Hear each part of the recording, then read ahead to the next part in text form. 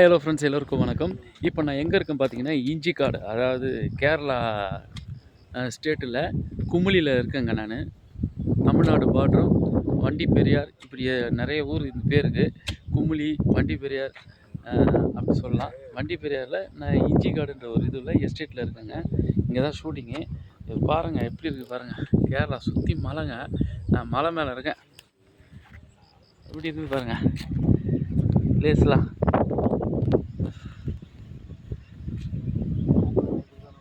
மேகம் அப்படி பறந்துன்னு போது கிழிச்சிங்க.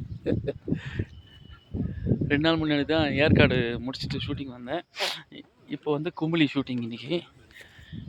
அப்பா செம்மையாக இருக்குதுங்க. அங்கேருந்து நான் நேற்று சென்னையிலேருந்து 5 மணிக்கு ஈவினிங்காக கிளம்புனேன். கிளம்பி இப்போ தான் ஜஸ்ட்டு ஒரு 1/2 அன் ஹவர் முன்னாடி வந்தேன்.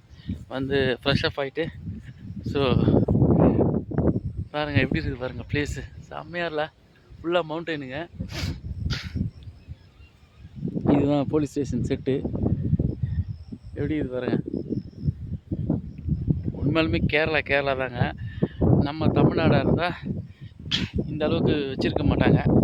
ஃபுல்லாக இவங்க வந்து ஃபாரஸ்ட்டை வந்து ரொம்ப எப்படி சொல்கிறது, ஃபாரஸ்ட்டெல்லாம் எதுவுமே டெஸ்ட்ராய் பண்ணாமல் அப்படியே வச்சுருக்காங்க. இன்னும் 500 வருஷம் வந்தாலும் 1000 வருஷம் இருந்தாலும் கேரளா இப்படி தான் இருக்கும்.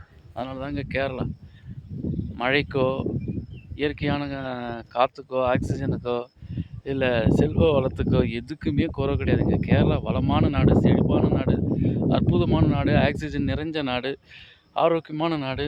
மக்கள் ஏன் இங்கே இவ்வளோ அழகாக ஆரோக்கியமாக இருக்காங்கன்னா காரணம் இது தான்.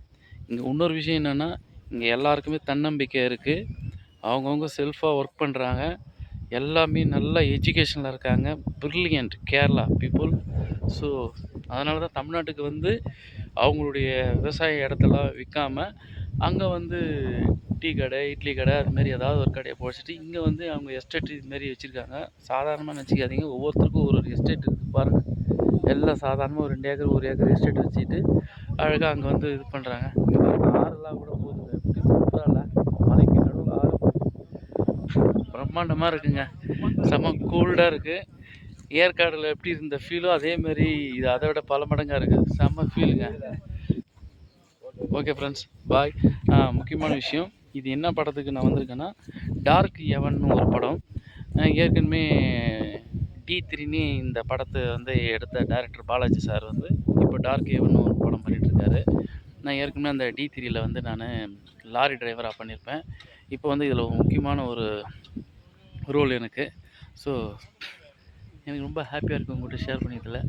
பாருங்க, மவுண்டைன், குமுளி, வண்டி Periyar. Okay friends, bye. I love you.